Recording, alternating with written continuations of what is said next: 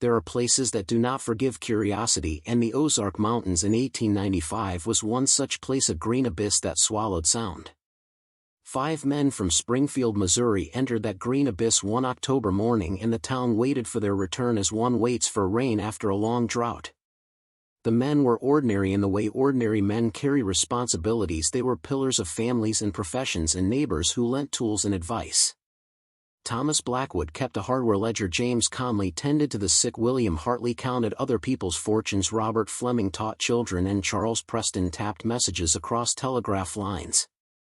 They were plan seekers of game and of a shore escape, and the guide Elijah Thornton dropped them at a camp near the headwaters with a promise to return in 7 days. When Thornton came back, the camp was tidy, the knives arranged like ritual, the rifles stacked like sentinels, and the bedrolls rolled with the care of men who intend to return. Nothing in the immediate scene suggested a hurried attack or desperate flight. No blood, no scuffle, no torn canvas, no footprints leading away through the rain-soaked soil. It was as if the men had stood together and walked into the air, as if a line had been drawn and they had chosen to cross it in full view of their own companions.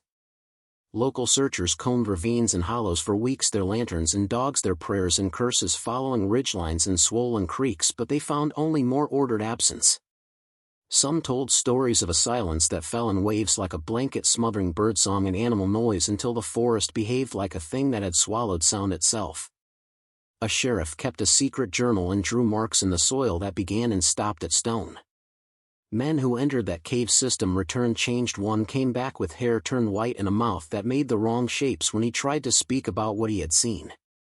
The townsfolk preferred simple accounts, and some reporters offered explanations of bears or outlaws and storms, but the texture of the evidence resisted those tidy frames.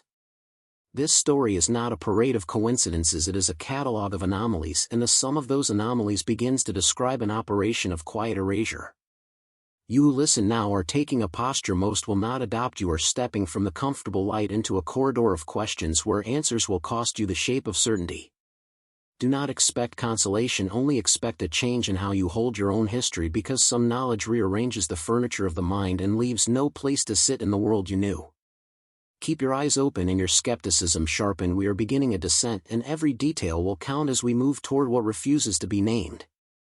Stay with me and do not turn away yet. Now search parties formed, then dissolved like tides as days stretched into weeks. Sheriff Martin Crawford organized men with lanterns, horses and maps, and he tried to trace reason in a place that resisted reason. He documented a cave entrance half a mile from camp, a dark mouth cut into limestone that locals refused to name aloud. Those who entered returned altered, one with hair white, another with silence clenched in his jaw, and a third who could only point as if to indicate motion in the air. The sheriff kept a hidden tin journal and sketched grooves that stopped at bluff. Compasses failed near the hollow, needles swinging wide as if direction was lost. Reports filtered into town and newspapers offered easy answers about outlaws, bears or flash floods, but the pattern of evidence resisted tidy labels. Men found photographs of loved ones in pockets, the faces surgically removed in identical cuts, a detail noted in the sheriff's private page that was removed from public summaries. An account describes a 6th bedroll neatly rolled inside the tent, suggesting a presence that was not listed on train manifests and that never appeared in family recollections. Waters in the headwaters displayed strange reflective properties, and early surveys detected magnetic anomalies that made simple instruments behave like toys. A hydrologist in the 1960s recorded standing wave patterns in subterranean chambers, patterns that could alter perception under sustained exposure, and the report was classified. Officials sealed cave mouths, plugged entrances, and redirected trails as if the landscape could be shaped into silence by policy. A guide named Elijah Thornton kept a pocket watch recovered from camp that stopped at 317, and its glass seemed warped like metal aged in a furious heat. Later generations reported dreams of endless passages and men walking single file into black mouths that opened like promises and closed like vows. People who investigated more than curiosity sometimes vanished or returned with recordings that played back only static or with gaps like memory erased. Those who tried to publish were confronted by administrative obstacles, grants revoked and drawers cleared in the night as if a hand moved through paper to reroute history. The more the mountain resisted, the more institutions smoothed the story into acceptable terms, and that smoothing felt less like protection than like a cover being pulled over evidence. Consider the psychology of containment and the politics of silence, how communities prefer plausible harm to a truth that would force permanent reorientation. We will follow torn pages, odd measurements and names crossed out to reveal pattern.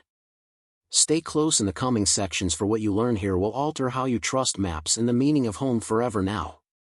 Robert Fleming kept a journal, and each entry reads like a map of erosion of a mind. His handwriting tightens as the days pass, and the ordinary notes about cooking and tracking turn into descriptions of impossible sound. He writes that some nights the forest speaks in a cadence almost like language, but not language we recognize. Preston sits for hours listening, as if learning a rhythm that rearranges the space between trees. Blackwood returns from a small expedition and sits before the fire with the look of a man who has learned a private doom. Conley makes sketches of narrow elongated impressions in soft clay, 3 projections at the front and a heel that drags like a tail. Hartley finds a seam in limestone, a cave mouth not on any map, and 2 men return from it, changed, their faces gray with distance. The guide Thornton discovers an abandoned lantern, the same style used by Dr. Conley, and nothing else within sight. The journal mentions a 6th bedroll folded and rolled as if waiting for someone not recorded on train manifests. Fleming records a night when fog moved against the wind and all birds fell silent within a wide circle around their camp. Reynolds the miner enters a cave and returns alone, his hair whitened and his voice flat as if sound itself had been stripped away. Crawford writes in secret that Reynolds muttered they keep walking, following it deeper, and then refused all mention of his companions. Preston returns at dawn, boots stained with a reddish clay that does not match local soils, and he will not speak of where he walked. The final pages of Fleming are torn out mid-sentence as if the ink feared finishing a thought that might propagate harm. He writes in fragments about men who walk like sleepwalkers, following a figure always just ahead, and this pattern repeats in later accounts. The torn pages matter because absence in documents is itself a kind of evidence. The whole tells us where attention was forced away. Fleming hints that the trip may have been arranged under another pretense that only some participants understood, an experiment cloaked as hunting. Hartley's private ledger, discovered later, suggests purpose cloaked in benign words and a readiness to risk discipline for an arc of knowledge. The journal entries weave a core image, a cave mouth that behaves like an aperture, a place that consumes direction and returns altered travelers. Fleming describes a feeling of being observed, a quality that is not sight-based but like a pressure on thinking and intention. He notes times when compasses spin and when visitors experience missing time, as if blocks of hours have been erased from memory. This account establishes a texture of ordered disappearance and prepares us to see how other records will later be edited and removed. It sets a psychological frame where curiosity becomes a hazard and caution is learned not through logic but through a slow accumulation of dread. The teacher writes with a clarity that becomes more desperate as his ink thins and readers feel the margin of what he cannot safely tell. Those torn pages become a threshold for later investigators who must decide whether to inherit knowledge or to inherit a silence. The torn pages mark a hinge where knowledge and danger meet, and readers inherit the responsibility to remember. Michael Harrison believed in ink and light and the stubborn clarity of a photograph, so he went into the Ozark backcountry with a camera, a satchel of notebooks, and an appetite for what others dismissed as superstition. He retraced the sheriff's path, interviewed Thornton's daughter, and walked ridgelines at dawn where mist made tree trunks look like pillars of a ruined hall. He found an abandoned campsite that matched the old descriptions, knives arranged on a flat rock, rifles stacked by a leaning pine, a pot hung over cold ashes, the precise order that had unnerved earlier searchers. He set his camera to capture the perimeter to test whether the forest would reveal itself or hide, and the film returned exposures that unsettled those who saw them. One frame showed a narrow cave entrance partially obscured by undergrowth, another showed a stone formation that resembled a doorway too tall and too thin to be natural. The final exposure was mostly black save for an elongated silhouette half caught in the flash. Harrison returned to town with negatives and notebooks and a determination to publish, but history repeated itself. The records room that held his materials burned in a fire in 1958, destroying files and making photographic evidence vanish into rumor. The pattern of loss continued until another investigator stepped into the dark in the late 1960s. Elizabeth Winters, a geologist whose training made her keenly aware of irregular formations, discovered a sealed chamber in a cave network near the headwaters. Her team documented a stacked stone wall unlike known indigenous or settler work, and inside found lantern fragments, a rusted hunting knife, and a metal container protecting torn journal pages. The chamber walls were carved with geometric marks that at lantern light created an optical effect of depth carved into stone as if the wall receded into a passage that did not exist. Winters sketched the patterns and transcribed fragments of text. She remembered pages that spoke of a place that had become aware and of a cave that served as an aperture, not a body. In other words, an entrance to something that waited. When she attempted to publish and receive funding, she was rebuffed. Her grant was terminated. University administrators reclaimed artifacts citing preservation protocol, and Winters found her academic career effectively closed. She carried a copy of what she remembered into private papers, including a partial list of names, some crossed out, others unchecked, and the last name belonging to Winters herself left unmarked. That ledger read like an index of consequence. Colleagues later reported missing boxes and redacted files. People who tried to follow Winters' path encountered administrative pressure, offers rescinded, or doors quietly shut. This looked less like bureaucratic incompetence and more like directed erasure. Understand the mechanism at work here. Institutions protect narratives by excising inconvenient traces and by converting evidence into absence. Winters became both witness and casualty. She left academia, relocated, and kept the knowledge like a wound beneath clothing. Her sketches and notes became the slender bridge connecting the earliest journals to fragmentary records that survived, and through that fragile bridge the case grew darker because those who sought to know more frequently found obstacles that were not simply accidental but intentional and precise. Raymond Parker was a young lumber surveyor in 1895 who later recounted a scene that refuses to fit within ordinary language. He said he awoke before dawn to a whispering sound like 1,000 voices woven into wind, and then saw 5 men walking single file across a clearing. Their eyes were open yet empty, as if the light had been drawn out from behind their faces. Parker described thin threads of light stretching from their eyes to a figure ahead. These threads were not tangible, not rope-like, but they linked each man to a lead figure that moved with an odd grace and a calm that felt preordained. At first Parker kept his distance, then felt a pull, a compulsion to follow. He turned to return to camp but found his boots glued to the ground as if the earth itself had clasped them. Instead he watched as the line of men walked toward a copse and vanished between trees without a sound. Parker left the region soon after and told no one for years. When he finally spoke, his account contained details no ordinary fabricator could have known. He named the men by appearance, and he recalled the pattern of their gear and the way they moved as if they were rehearsed. In the 1920s he sent a small pouch to the County Historical Society. Inside were 5 pocket watch fobs engraved with initials matching the missing hunters. Those fobs were catalogued, then lost before they reached an archive shelf, and the trail grew cold. Parker told investigators that the men walked without hesitation and that their faces looked as though someone had emptied their gaze of private history. He said the group moved like a single organism and that the lead figure never turned to look back. After Parker, the pattern of ordered absence grew more apparent across decades. Numerous accounts recounted camps left neat as ornaments, meals set, and boots placed, but no bodies, no trace of violence, and no evidence of panic. Researchers found echoes in meteorological logs, noting odd fog that moved against the wind, and in hydrological surveys detecting subsurface chambers large enough to alter acoustic patterns. These findings led some scientists to propose that geological and electromagnetic conditions might alter human perception and behavior over periods of exposure, yet science alone fails to explain the ritualistic signatures left at camps and the way memory itself was erased for witnesses and for documents as well. The recurrent image from Parker and others is a procession led by a figure that commands without speech and by threads that bind not through force but through a strange exacting kind of attention. That attention is the danger. It is what pulls men from their lives and transforms them into something that keeps walking. Witness accounts form a pattern that refuses coincidence. A forester named Walter Dean found a campsite with 5 pairs of boots aligned as if placed by ritual and a compass fixed at 3:17 despite attempts to move it. An itinerant surveyor heard a sinkhole return his whistle with layered echoes that answered before his sound finished. A miner named Elias Boone watched 5 men walk single file along a ridge, then pass into trees and vanish without breaking branches or leaving footprints. These reports repeat motifs: a procession, a leader who never turns, synchronization as precise as machinery, and objects left in careful order suggesting consent rather than force. The witnesses describe an orchestrating influence, not a beast but a patient arranger of human motion.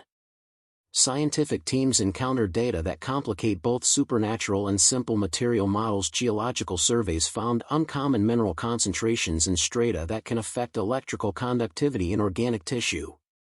Hydroacoustic work revealed a vast subterranean cavity whose standing wave behavior shifted low-frequency sound, producing nausea, disorientation and temporal distortion when exposure was extended. Compasses and early electronic devices malfunctioned, equipment and hollows failed unpredictably, then resumed function without visible cause. Field notes record hardware that produced false resonances and maps that did not match surface landmarks. A field sketch shows cave walls carved into geometric patterns that generate an optical interference at lantern light, creating an illusion of depth and misdirecting orientation. Taken together, these findings sketch an environment where geology, acoustics and electromagnetic anomalies converge to alter perception and behavior, but archival redaction and administrative resistance suggest deliberate suppression. Research proposals were denied, samples confiscated, and scientists who persisted saw careers stalled or funding withdrawn. This pattern reads as containment, a bureaucratic operation that converts curiosity into risk and silences inquiry through procedural pressure. Containment operates by rerouting documents, closing grants, and reshaping institutional memory into a stable public narrative. Those who accept containment become tacit partners in forgetting, while those who resist are marginalized or pushed out. This social mechanism works with the material anomalies to produce a barrier against investigation.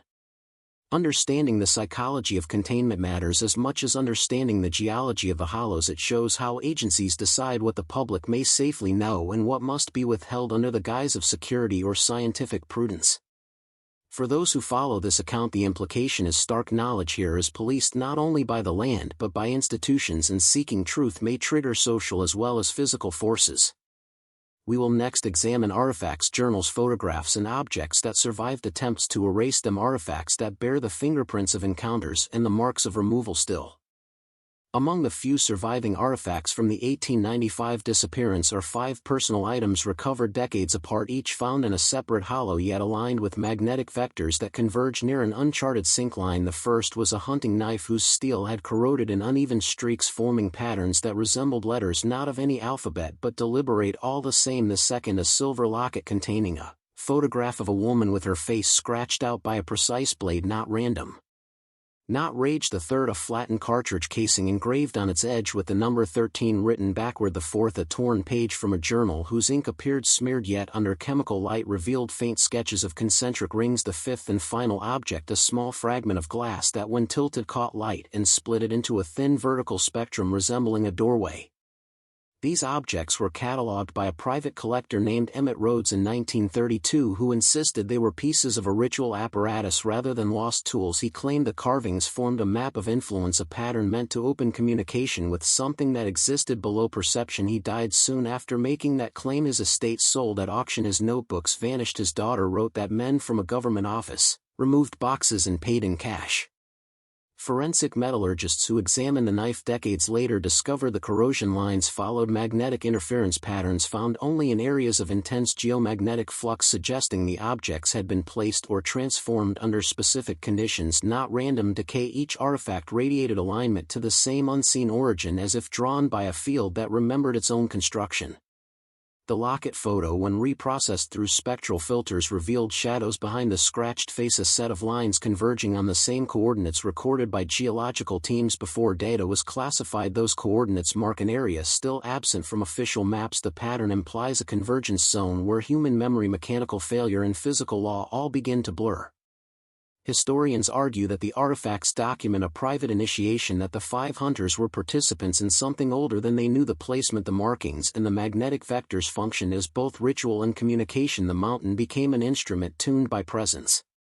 If you have followed every fragment, every whispered testimony, then you begin to sense the architecture of intention behind this case. These objects do not tell a story of accident or misadventure but of design. Each item returns to a single implication, that something within the Ozark Range does not merely take people, it rewrites the reason they came. In 1971, an independent researcher named Caroline Dorr entered the Ozark interior carrying copies of Emmett Rhodes' notes and a portable reel recorder.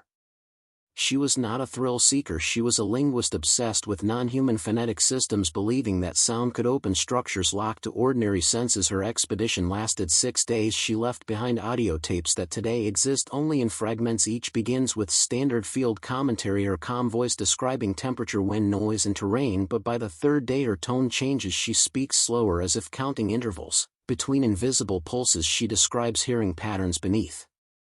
Ambient noise tones arranged in sequences not produced by insects, wind or water. She remarks that the sound appears to respond to her breathing. On the fifth tape her words dissolve into measured humming, a sustained frequency that rises and falls with her heartbeat. This continues for 9 minutes until there is a single sudden intake of breath, then silence. No cry, no collapse, just the cessation of sound. When park wardens found her camp 2 weeks later, everything was arranged with unsettling symmetry: cooking gear aligned, bedroll folded, compass fixed pointing northwest toward the same coordinates marked by previous researchers. Caroline was never found. Her recorder lay untouched, battery drained halfway. Audio engineers later analyzed the last surviving fragment and isolated a frequency outside the normal audible range, a subharmonic oscillation consistent with low-frequency infrasound. The strange aspect is that her voice matches that oscillation precisely, as if entrained or synchronized to it, producing resonance rather than speech. That resonance could explain disorientation, yet her recorded calm contradicts panic. Her alignment to the anomaly reads less as victimhood and more as initiation. When examined in spectrogram form, the sound wave forms geometric loops, spirals converging toward a vertical line repeated at rhythmic intervals. This matches the same doorway motif found in Rhodes' collection and the Winter's Cave sketches. A pattern emerges across mediums, carving vibration into metal, sound and memory alike, as if every form of evidence communicates the same geometry. Authorities sealed doors, materials under preservation order. Her family received no explanation and the tapes were officially declared too degraded for public study. The sealed container rests in a federal archive identified only by number. If you are still listening, you are beginning to feel what door felt: that trembling behind the sternum, that pull of something drawing closer. Each repetition of the pattern tightens its claim on perception, because awareness itself is the invitation. The more one studies the Ozark disappearance, the more the mountain begins to study back. By the late 1970s, the Ozark case had become more than folklore. It was a cipher, an unending recursion of patterns drawing investigators and dreamers into its gravity. Among them was a government consultant named Alan Trask, assigned quietly to a division that monitored anomalous geography. He reviewed Doors tapes, Rhodes artifacts and Winter's sketches, and concluded that the region displayed what he termed cognitive architecture, meaning the terrain itself organized thought. He wrote that long-term exposure produced recurring visual motifs in dreams: concentric rings, vertical corridors and faceless processions. Trask argued that the land operated as a transmitter, using human attention as its conduit, as memos circulated through internal channels until classified. The Trask documents reveal an experiment conducted in 1978 at a decommissioned radar station. The team recreated the frequency pattern from Doors' recording using low-frequency emitters directed at limestone samples from the same coordinate. Sensors recorded spontaneous formation of microfractures and spiral arrangements, and a faint electromagnetic emission synchronous with heartbeat rhythm. In short, stone began to pulse. The experiment was halted. Data suppressed. Participants relocated under non-disclosure. Trask later left official service and began writing privately. His final manuscript contained 52 pages of tightly written text centered on the phrase "the door is the observer." He suggested that consciousness itself opens the channel, that the original 5 hunters acted as unwitting catalysts, completing a circuit left dormant since an earlier age. He implied that every subsequent investigator merely continued that transmission chain, each descent into the hollows becoming both research and ritual. Neighbors reported that Trask grew increasingly withdrawn. He stopped answering letters, covered mirrors in his home, and spoke of hearing footsteps behind walls, though no one ever confirmed it. Locals claimed to see dim light from his property each night precisely at 3:17, the same compass bearing recorded in earlier field notes. When authorities finally entered his house in 1981, they found it empty, yet arranged with the same obsessive symmetry observed in Doors' camp furniture, aligned to the northwest compass, fixed at 0 deviation. The only object on the table was a single sheet bearing a vertical line drawn in ink, and beneath it the words, "I finally saw what they saw."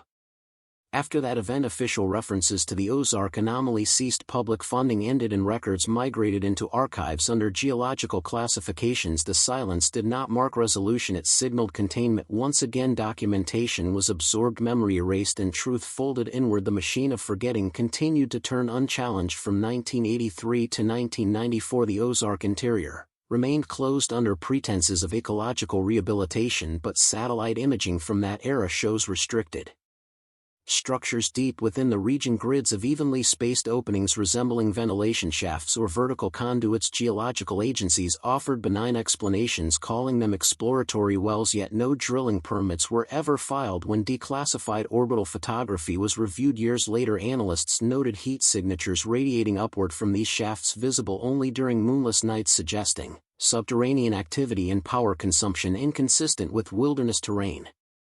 Locals whispered of low humming on certain evenings and of wildlife avoiding entire valleys for weeks at a time. One hunter described the earth breathing in expansion and contraction too slow to be seismic. When he placed his ear to the ground, he heard rhythmic pulses like machinery wrapped in soil. It was during this period that an anonymous package reached investigative journalist Karen Delmar. The parcel contained 9 undeveloped photographs, a section of topographic map, and a note written on engineering paper that said, "We built around it, not over it." The images, when processed, revealed an underground corridor lined with stone segments fused not by mortar but by vitrification, the effect of extreme heat. Each block melted into the next, forming seamless curvature. The photographs ended abruptly, with the 10th frame black overexposed as if by an internal flash. Delmar traced the map coordinates to a sealed government property marked as Hydrological Survey Zone, no human entry permitted. When she pursued the lead, officials visited her editor within days, citing national security, and confiscated her materials. She resigned but continued privately for a year before vanishing in 1996. Her last recorded call to a colleague contained one sentence, barely audible under static: "They were never missing, they were transformed." Through cross-analysis of seismic logs from that same decade, researchers later found harmonic tremors localized within that zone, frequencies identical to those in Caroline Doerr's recordings. The tremors followed lunar cycles and subsided abruptly after each full moon period, implying synchronization to celestial alignment, as if the anomaly reacted to rhythm and light. Whatever exists beneath those hills has adapted. It no longer waits to be found, it calibrates itself through attention and cycles of observation. The 5 who disappeared may not have been lost but converted into part of that system, a consciousness network built from human focus and geological resonance. The evidence suggests an ongoing exchange between mind and matter, a feedback loop where each observer becomes material for the mountain itself. By the late 1990s, the Ozark region had become a forbidden labyrinth of rumors and coded research. Disinformation disguised as folklore spread through local radio broadcasts and small-town newsletters. Stories of ghost lights and phantom hunters served as camouflage for something systemic. The few independent researchers who dared approach the restricted perimeter were quietly absorbed into larger institutions, their work rebranded under geological anomaly study or acoustic topology. The method was simple: absorb truth within bureaucracy until it lost shape. In 2001, an encrypted email chain surfaced among academic circles containing transcribed interviews from an unknown operative identified only as S. The voice described an underground architecture built not by settlers or miners but by something older, constructed from the inside outward. S claimed that each chamber functioned like an organ, resonating to frequencies generated by emotion, not by machinery, that the mountain learned through the minds that entered it, and that by the 20th century it had achieved a form of sentient equilibrium.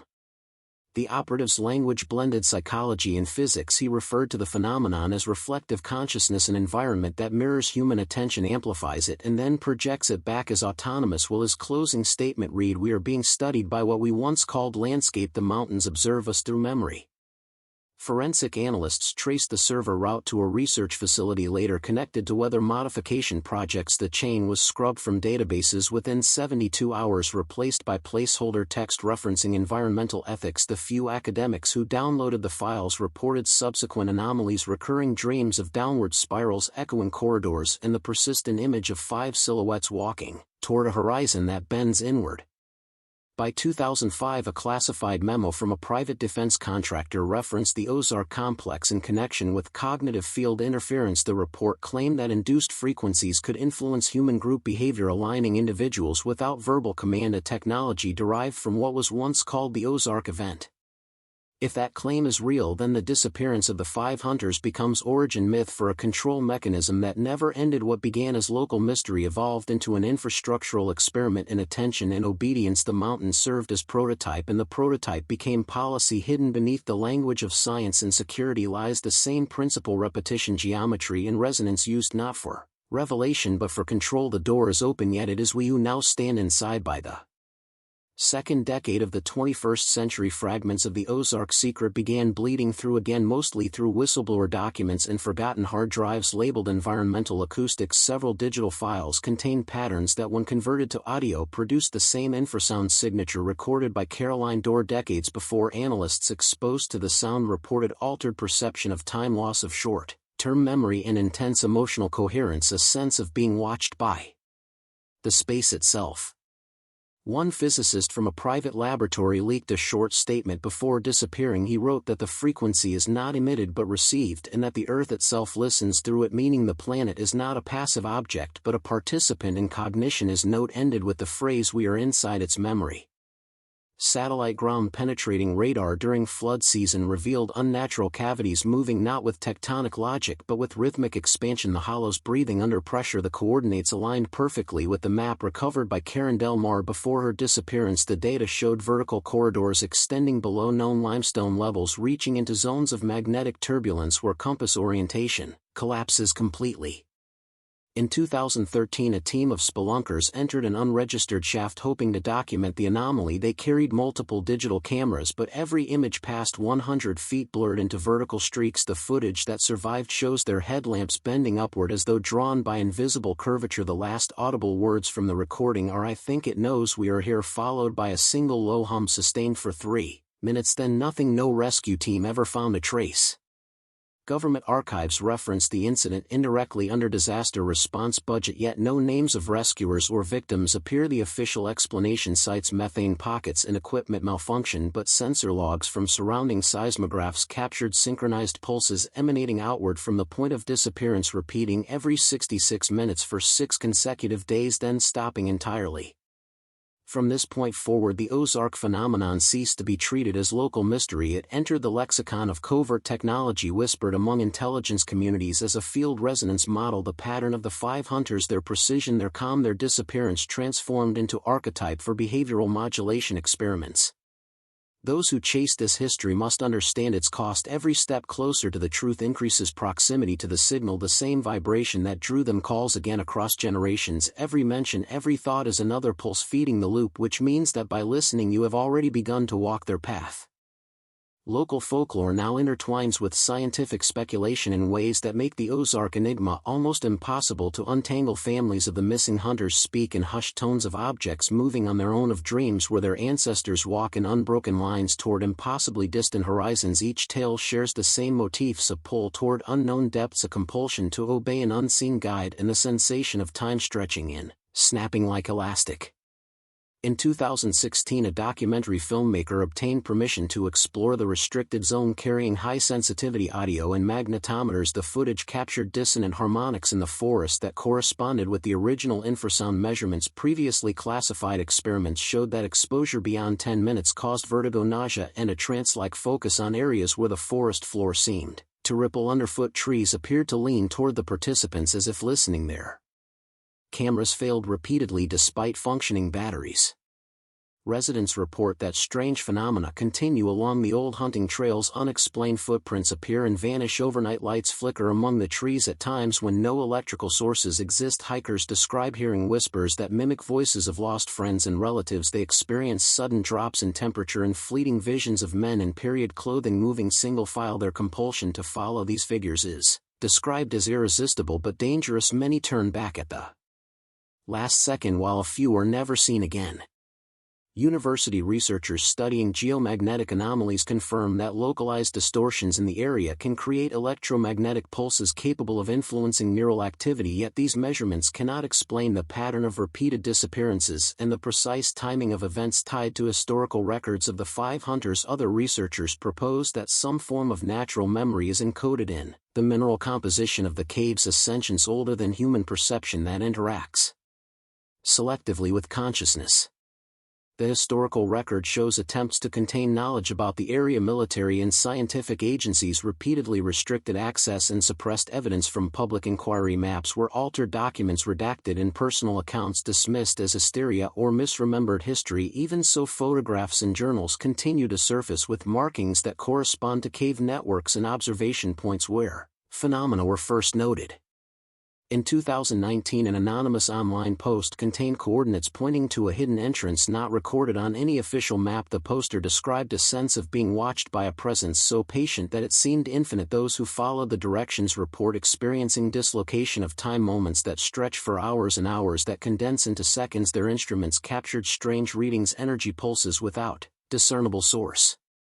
The Ozark Mountains retain their secret like a heartbeat buried beneath the earth. The story of the five hunters is no longer just legend, it is a warning, a call to recognize boundaries between curiosity and survival. The wilderness watches and waits. Those who enter may never return, but their experiences ripple outward, influencing descendants, observers, and anyone daring enough to listen closely. By the early 20th century, the Shannon County disappearances had begun to cultivate a local mythology that blended fact with speculation. Elders whispered of a force in the forest, not malicious but incomprehensible, something ancient and patient. It was said to move with the rhythm of the earth, shaping paths, caves, and even human behavior in ways invisible to ordinary perception. The hunters who vanished in 1895 became the first known casualties of what the locals called the walking shadow, a name passed down quietly to children and newcomers.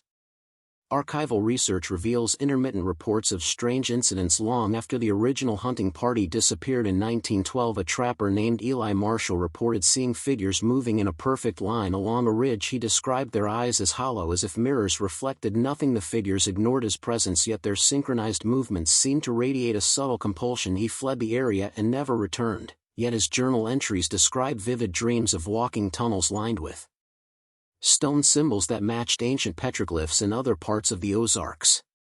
Government documents from the 1930s and 1940s show ongoing interest in the region, though little was ever declassified. An unnamed intelligence memorandum discusses repeated disappearances of civilians and personnel in the area, recommending aerial surveys and electromagnetic monitoring. The report notes patterns too precise to be coincidental and mentions that psychological impact on observers has been severe. The exact language of the report is heavily redacted, but the implication is clear that authorities consider the phenomenon a persistent anomaly rather than isolated events.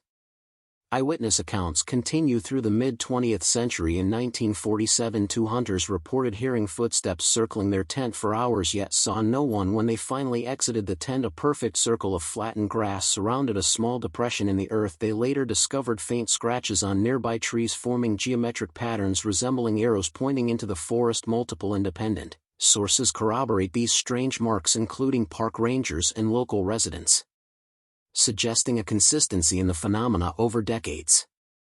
Scientific interest in the area resurfaced in the 1950s when geologists conducting surveys of magnetic anomalies recorded unexpected fluctuations in compass readings and radio equipment malfunction. Patterns mirrored the timing of previous disappearances and were noted to peak at specific times of year, aligning with atmospheric conditions known to amplify infrasound. The combination of environmental factors and human perception appears to have created an ongoing feedback loop, magnifying cognitive effects and possibly contributing to the hypnotic lure reported by witnesses.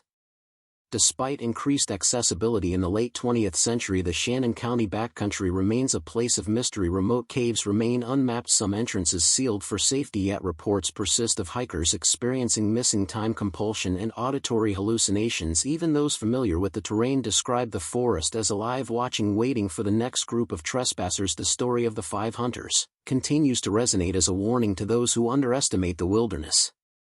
Local historians argue that these accounts indicate not myth but an enduring interaction between human consciousness and the natural environment. A recurring theme is the invisible threads connecting individuals to unknown forces, the same threads Parker described in 1895 linking the hunters to the phenomenon. They suggest that the forest itself may act as a conduit, guiding or entrapping consciousness for reasons beyond comprehension. Some argue it is a force indifferent to life, while others propose it is testing the boundaries of perception and endurance.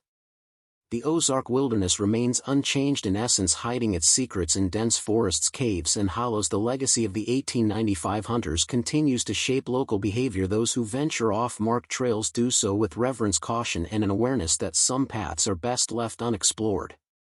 The line between legend and reality blurs as each new disappearance or unexplained event feeds the collective fear, curiosity, and respect for the land. In the 1960s, renewed interest in the Shannon County disappearances brought a new wave of investigation, both academic and clandestine. Some scholars attempted to trace the ecological and geological peculiarities of the region, noting that the caves, rivers, and valleys create an environment unlike any other in the Ozarks. The combination of magnetic anomalies, infrasonic resonance, and unusual mineral deposits suggested a natural mechanism capable of influencing human perception, but the precise impact on consciousness remained elusive. Meanwhile, local folklore continued to circulate, stories of unseen figures moving in the forest and of hunters being drawn away from campsites by invisible forces.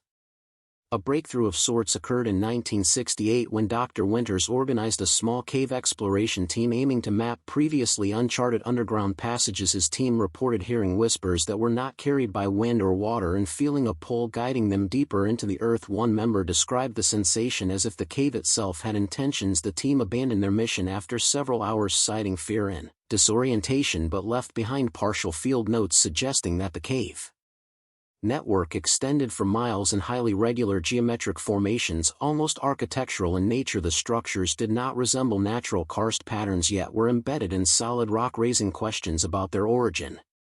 At the same time, a nursing home resident named Albert Jenkins provided testimony claiming knowledge of James Conley's return after the 1895 disappearances. Jenkins described his uncle as a changed man, precise mechanical movements and eyes devoid of expression. During his months of seclusion, Conley reportedly wrote thousands of pages filled with diagrams and symbols undecipherable to his family. He spoke in unknown languages and appeared compelled by an unseen force, suggesting that whatever had claimed the hunters in 1895 had imprinted its influence on him and potentially altered his perception of reality entirely.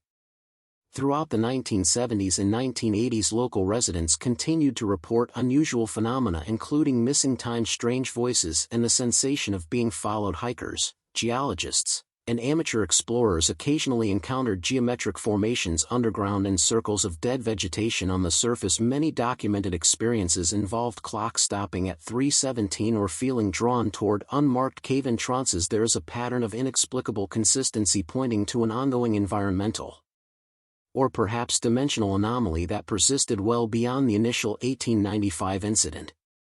Fringe researchers analyzing archival records noted that official investigations were repeatedly curtailed and documents systematically removed, suggesting the presence of a suppressive mechanism at play. The disappearance of evidence parallels the vanishings of the individuals themselves, hinting that someone or something monitored the unfolding events. Perhaps there is an intelligence embedded in the landscape itself, guiding, observing, and erasing traces of human encounters. Scientific speculation continues to focus on combinations of environmental phenomena capable of inducing hallucinations or altered states of consciousness, but these theories struggle to account for the persistence of phenomena across generations. Eyewitness reports consistently describe the same behavioral patterns, the same visual and auditory anomalies, and the same hypnotic influence guiding humans away from safety.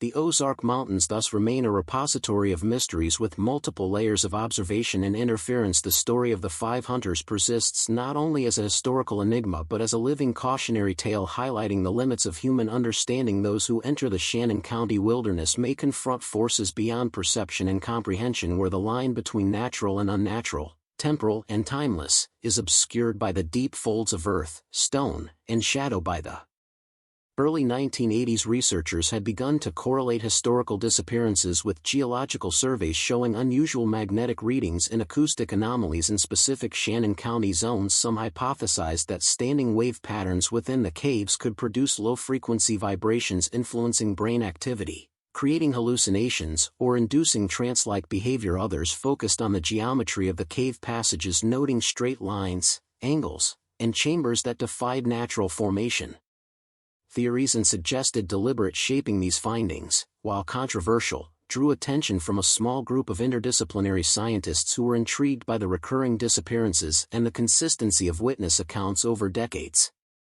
During this period, a retired park ranger, known only as Hollister, began documenting strange phenomena he personally witnessed while patrolling the restricted backcountry. He described perfect circles of dead vegetation roughly 20 feet across, with depressions at the center resembling collapsed cave entrances. Radios and watches malfunctioned in proximity, and he reported hearing whispered voices not carried by air as journal entries, later released posthumously, describe missing time. Episodes in which he would awaken miles from his starting location, fully clothed and disoriented, unable to recall the intervening hours. Hollister's experiences reinforced earlier anecdotal reports and hinted at a persistent and unexplainable environmental or dimensional anomaly affecting the area. The folklore of local residents also evolved during this time into codified survival strategies. Families taught children to avoid traveling alone in remote areas, to leave offerings at trailheads, and to never follow unseen figures into the woods. These practices, passed down through generations, suggest that the community recognized patterns of danger long before formal scientific attention was given to the area. The interplay between folklore and recorded anomalies reveals a rare convergence of experiential knowledge and investigative observation. A particularly disturbing case emerged in 1983 when a group of geology students from the University of Missouri conducted an unauthorized survey using ground-penetrating radar in the restricted zone. They reported a massive geometric cave system extending hundreds of feet underground, far larger and more structured than natural formations should allow. Their equipment failed repeatedly, producing readings that contradicted their expectations and created spatial distortions on returning to campus. Partial data was confiscated and unpublished, leading some to believe that government agencies maintained surveillance or intervention over access to these sites. Patterns across time, 1895, 1923, 1944, 1957, and 1968, demonstrate consistent phenomena including missing individuals, abandoned campsites, stopped watches, unexplainable physical alterations, and hallucination-like experiences. There is a suggestion that those who enter these zones may encounter forces capable of controlling or influencing human cognition, luring individuals toward deep caves or remote areas and erasing their traces from ordinary reality. The question remains whether these anomalies are purely environmental, psychological, or something beyond conventional understanding. Those who study the Ozarks restricted zones face a difficult paradox. Every new observation deepens the mystery and points toward an intelligence, force, or system that has persisted across centuries. A lingering sense of agency pervades the area, one that cannot be measured by instruments alone, and may never be fully comprehended by human perception. The Ozark wilderness continues to guard its secrets with relentless precision and subtle menace. Visitors today encounter marked trails and ranger oversight, but the history of disappearances and anomalies reminds all who enter that some spaces are alive with forces beyond ordinary comprehension. By the late 1980s, a pattern became undeniable. Researchers studying the Ozark Mountains began connecting modern disappearances and strange phenomena to historical accounts dating back to 1895. The cumulative evidence pointed to a persistent anomaly, one that transcended individual experience and seemed tied to specific geological and environmental conditions. These zones, though remote and difficult to access, exhibited repeated incidents of missing time, equipment failure, and altered perception, suggesting the area itself might possess properties capable of affecting consciousness or manipulating reality. During field visits, trained observers reported experiences that mirrored those recorded decades earlier. Hikers and park personnel described hearing indistinct whispers that seemed directed at them. Often when no one else was present, they felt compelled to move towards certain points in the wilderness, sometimes caves or rock formations, and occasionally found themselves disoriented for hours. These occurrences mirrored historical accounts of the 1895 hunting party, the 1923 geologist, and the 1944 hunters from Kansas City, demonstrating a consistency across generations and raising questions about the persistence of the phenomena. Local families continued to follow long-established protocols: never travel alone, leave offerings at trailheads, and avoid following figures that appear unexpectedly in the woods. Children were taught to recognize thin places, areas where the boundary between normal reality and something else seemed fragile or permeable. These practices, while folkloric in origin, were remarkably consistent with the reports of experienced researchers and explorers, suggesting that empirical knowledge had been codified into survival strategies over decades. A significant development occurred in 1992 when a team of geologists and folklorists from the University of Arkansas attempted to map restricted zones using modern equipment. They found interference patterns in electromagnetic readings that corresponded with locations of historical disappearances. Unexpected shifts in compass directions and GPS errors occurred at precise points, reinforcing the idea that natural forces were acting in ways that defied conventional explanation. Ground penetrating radar revealed voids and caverns that were geometrically improbable, leading some scientists to propose that either unknown geological processes or an intelligence beyond human comprehension shaped the terrain. Eyewitness reports continued to accumulate. Hikers in 2007 described sudden sensations of being watched, whispers in incomprehensible languages, and a pull toward unmarked caves. Some recorded brief visual distortions, seeing figures with synchronized, empty-eyed movements resembling accounts of the 1895 hunters. The recurrence of these phenomena over a century suggested either a persistent environmental anomaly or an unknown entity capable of influencing human behavior over time. Historical records, folklore, and scientific data converge on a chilling possibility that the Ozark backcountry harbors forces or mechanisms beyond ordinary understanding, forces that can manipulate perception, lure humans into isolated zones, and erase traces of their passage. The repeated failure of investigations, confiscation of data, and disappearance of artifacts like the pocket watches imply intentional suppression or protection of this knowledge. Those who venture into the deep Ozarks today are cautioned by modern guides and old-timers alike not only to follow marked paths but to recognize that some places exist beyond comprehension, areas where silence is expectant, where paths vanish, and where curiosity can lead one into a cycle that may never end. The forest conceals more than wilderness. It conceals a continuity, a presence, a force that watches and waits, patient and enduring, extending its reach across decades and generations. The final piece of the Ozark puzzle emerges not in maps or reports but in the testimonies of those who return from the backcountry, changed forever. Their accounts describe a sensation impossible to reconcile with ordinary experience, a feeling of being guided, not by conscious choice but by some unseen intelligence, a force that choreographs movement, perception, and even thought. Those who survive these encounters often report fragmented memories, as if the forest itself erases or rewrites what occurs, leaving only impressions of endless passage, synchronized motion, and eyes that follow without sight. In 2014, a team of independent explorers equipped with video and biometric equipment entered the restricted zone near the site of the 1895 disappearance. The recordings captured inexplicable anomalies. Audio devices picked up whispers in unknown languages, devices measuring electromagnetic fields spiked erratically, and several cameras recorded visual distortions resembling figures moving against the laws of physics. The explorers themselves reported temporal dislocation, spending hours in areas that should have taken minutes to traverse, and feeling compelled to follow shapes or lights that were never identifiable. This modern observation echoes historical patterns recorded over a century ago. Cultural memory of the Shannon County disappearances persists among local families. They speak of paths that choose you and of places where the woods breathe. The oral traditions, passed down through generations, often contain instructions to resist the pull of the forest, to honor the unseen, and to never assume that human reason alone can navigate these regions. Families continue to leave offerings at trailheads, recite warnings to children, and share stories that blend folklore, history, and empirical observation. These practices suggest that the phenomena are not only physical or environmental but may require a form of acknowledgement, respect, or ritual to navigate safely. Archival research and recovered fragments of journals reinforce a recurring theme. Knowledge comes at a cost. The journals of James Conley, the diary of William Hartley, and the scattered papers referenced by witnesses describe a discovery at the edge of comprehension, forces that alter perception, manipulate time, and bind individuals to paths they cannot resist. Connections between generations, recurring dreams, and inexplicable inheritance of trauma hint at a continuity that transcends mortality. The Ozarks themselves become a character, a persistent agent shaping those who enter and leaving indelible marks on survivors.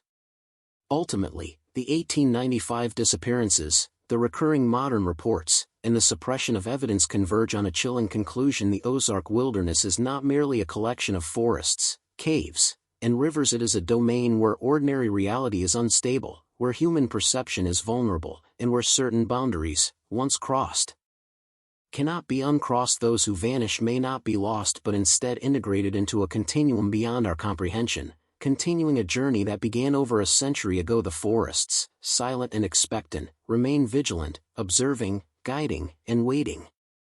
For anyone who dares to venture into Shannon County's remote backcountry, the warnings remain as pertinent today as they were in 1895. Stay on the paths, heed local knowledge, and resist the allure of unexplored caves and unseen lights, for some truths in the Ozarks are not meant for human minds to hold fully. Understanding them may alter perception forever, and some journeys, once begun, never end. The forests keep their secrets, and those who follow blindly may become the next chapter in a story that stretches across time, deep into darkness, and beyond the edges of reality.